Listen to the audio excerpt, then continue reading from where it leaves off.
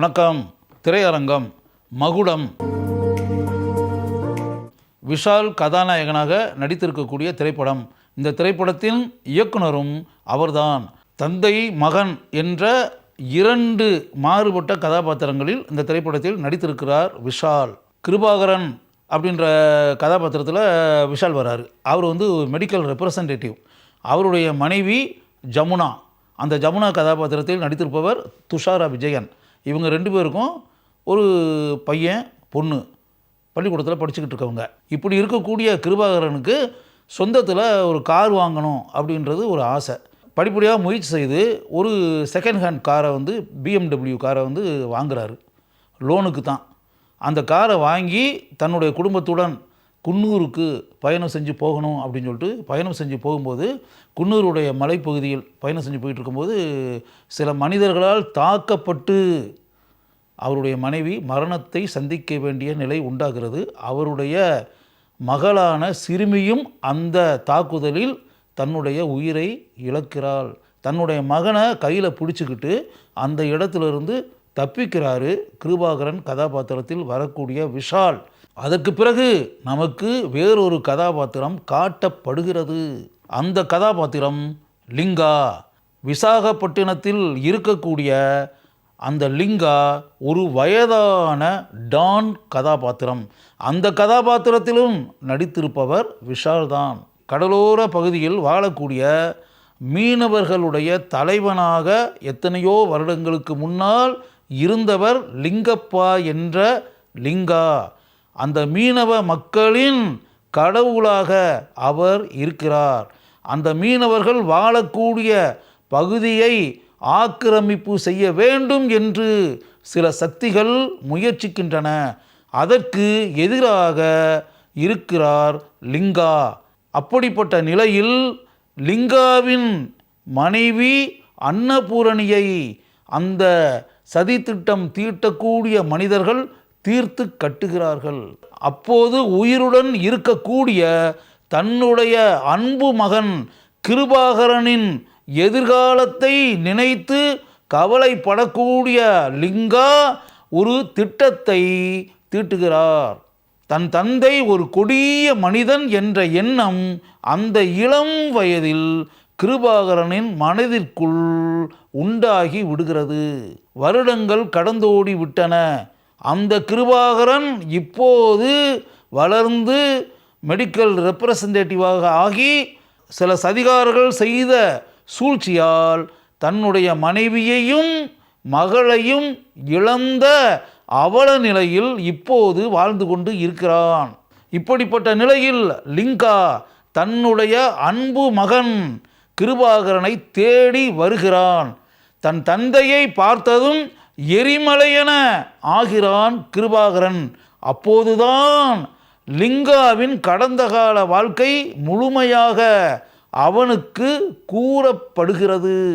அதை கேட்கும்போது தன் தந்தை எப்படிப்பட்ட மிக உயர்ந்த மனிதர் என்ற எண்ணம் அவனுக்கு இறுதியில் உண்டாகிறது. அதற்கு பிறகு அவன் தன் தந்தையை சந்திக்க வேண்டும் என்று கிளம்பி வருகிறான். அப்போது என்ன அங்கு நடக்கிறது என்பதை காட்சியாக நமக்கு காட்டியிருக்கிறார்கள்.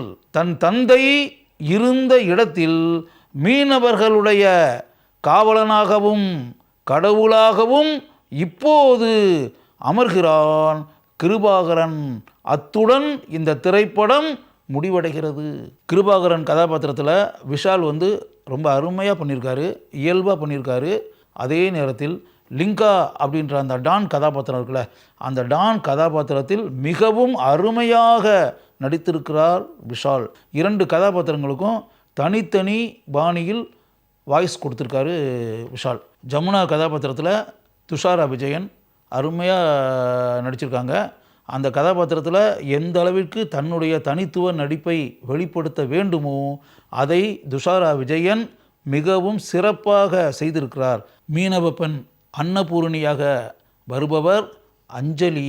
அந்த கதாபாத்திரத்தில் மிகவும் அருமையான நடிப்பு திறமையை வெளிப்படுத்தி இருக்கிறார் அஞ்சலி.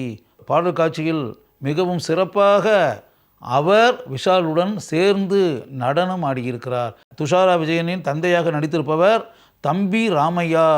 தனக்கென இருக்கக்கூடிய தனித்துவ நடிப்பை படம் முழுக்க இவர் வெளிப்படுத்தி இருக்கிறார். படத்தின் உச்சகட்ட காட்சியில் முன்னாள் இராணுவ வீரராக வரக்கூடிய இவருடைய கதாபாத்திரம் மிகவும் முக்கிய பங்கு வகிக்கிறது. அந்த இடத்தில் நம்முடைய கைத்தட்டல்களை தம்பி ராமையா பெறுகிறார். லிங்காவின் நண்பராக ஜான் விஜய் வருகிறார். படம் முழுக்க வரக்கூடிய இந்த கதாபாத்திரம் இந்த படத்தினுடைய கதையோட்டத்திற்கு மிகப்பெரிய பங்கு வகிக்கிறது. லிங்காவின் பெருமையை கிருபாகரனிடம் கூறக்கூடிய கதாபாத்திரம் இது. லிங்காவின் இன்னொரு நண்பராக வரக்கூடியவர் ஜெயப்பிரகாஷ். மிகவும் மென்மையான நடிப்பை இவர் படம் முழுக்க வழங்கி இருக்கிறார். படத்தினுடைய பிற்பகுதியில் இவருடைய கதாபாத்திரத்துக்கு மிகவும் முக்கியத்துவம் தரப்பட்டிருக்கிறது. ஒரு குறிப்பிட்ட கதாபாத்திரத்தில் ஜாவா சுந்தரேசன் நடித்திருக்கிறார். சரவண சுப்பையா ஒரு முக்கிய பாத்திரத்தில் வருகிறார். வம்சி கிருஷ்ணா பேசப்படக்கூடிய ஒரு கதாபாத்திரத்தில் வருகிறார்.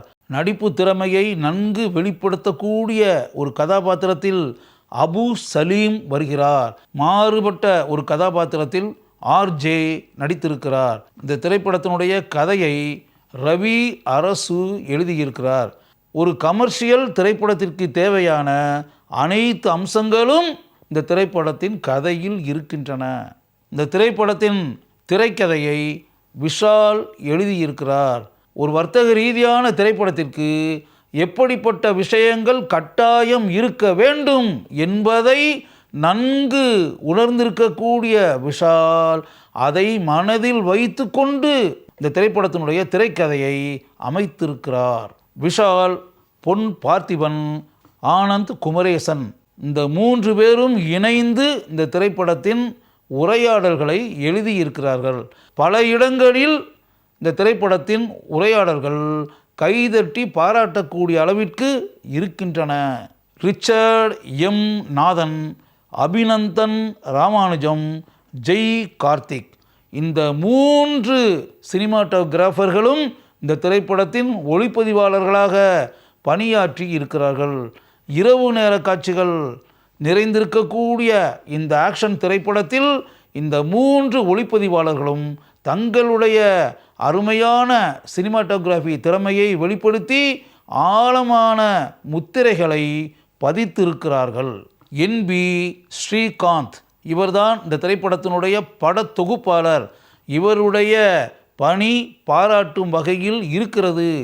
எனினும் இந்த திரைப்படத்தினுடைய நீளத்தை 15 நிமிடங்களிலிருந்து 20 நிமிடங்கள் வரை குறைத்திருக்கலாம் என்பது மக்களுடைய கருத்து. நீளத்தை குறைத்திருந்தால் படம் இன்னும் சிறப்பாக இருந்திருக்கும். இந்த திரைப்படத்தினுடைய கலை இயக்குனர் ஜி துரைராஜ் இவருடைய பங்களிப்பு இந்த திரைப்படத்தினுடைய சிறப்பிற்கு உதவி இருக்கிறது. திலீப் சுப்பராயன் இவர்தான் இந்த திரைப்படத்தினுடைய ஸ்டண்ட் மாஸ்டர். இவருடைய சண்டை காட்சிகள் படத்தில் பாராட்டும் வகையில் இருக்கின்றன. பிருந்தா இந்த திரைப்படத்தினுடைய நடன அமைப்பாளராக பணி புரிந்திருக்கிறார். இந்த திரைப்படத்தின் நடன அமைப்பு சிறப்பாக இருக்கிறது. விஷால், துஷாரா விஜயன் பங்கு பெறக்கூடிய பாடல் காட்சியில் அவர்கள் இருவருடைய நடனமும் அருமை என்று இருக்கிறது. அதே போல விஷாலும் அஞ்சலியும் ஒரு பாடல் காட்சியில் ஆடும் நடனம் இருக்கிறதே, அது எந்த அளவிற்கு அருமையாக இருக்கிறது என்பதை படத்தை பார்த்தால்தான் தெரிந்து கொள்ள முடியும். குறிப்பாக விஷால் எந்த அளவிற்கு சிறப்பாக நடனம் ஆடுகிறார் என்ற ஆச்சரியம் படத்தை பார்க்கும்போது நமக்கு உண்டாகிறது. முன்னணி நடிகர் என்ற அளவில் ஒரு சிறப்பான பெயரை பெற்றிருக்கக்கூடிய விஷால் முதல் முறையாக இயக்குனர் அங்கியை அணிந்திருக்கிறார். இந்த ஆக்ஷன் திரைப்படத்தை அவர் சிறப்பாக இயக்கி இருக்கிறார் என்பதுதான் உண்மை. அதற்காக விஷாலை நான் பாராட்டுகிறேன். விஷால் கதாநாயகனாக நடித்து முதல் முறையாக இயக்கி இருக்கக்கூடிய மகுடம் என்ற ஆக்ஷன் திரைப்படத்தை ஒரு முறை நீங்கள் பார்க்கலாம்.